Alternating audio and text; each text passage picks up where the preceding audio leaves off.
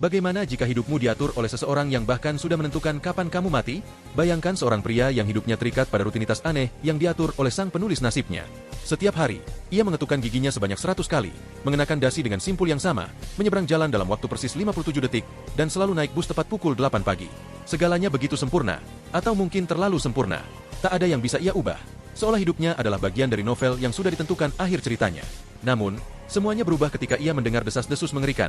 Sang penulis sedang merancang kematiannya. Panik dan diliputi ketakutan, ia bersembunyi di rumah, berharap bisa menghindari takdir yang kelam. Tetapi, upayanya sia-sia. Sang penulis menggerakkan seorang penggali untuk menghancurkan rumahnya, memaksanya keluar dari persembunyian. Dipenuhi kemarahan, pria itu akhirnya menemukan sang penulis dan menuntut penjelasan. Tetapi penulis bersikeras, kematian pria itu adalah bagian penting dari cerita. Sang penulis bahkan memberinya novel yang berisi kisah hidupnya. Dengan enggan, pria itu membaca hingga akhirnya menyadari sesuatu yang mendalam. Akhir ceritanya adalah pelajaran bagi banyak orang. Alih-alih terus dihantui rasa takut, pria itu memutuskan untuk menerima takdirnya. Ia mulai menjalani hidup sepenuh hati, mencoba hal-hal yang menyenangkan dan berharga.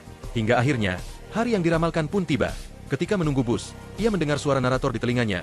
Dia akan tertabrak mobil dan meninggal. Tepat saat itu, ia melihat seorang anak laki-laki hampir tertabrak mobil.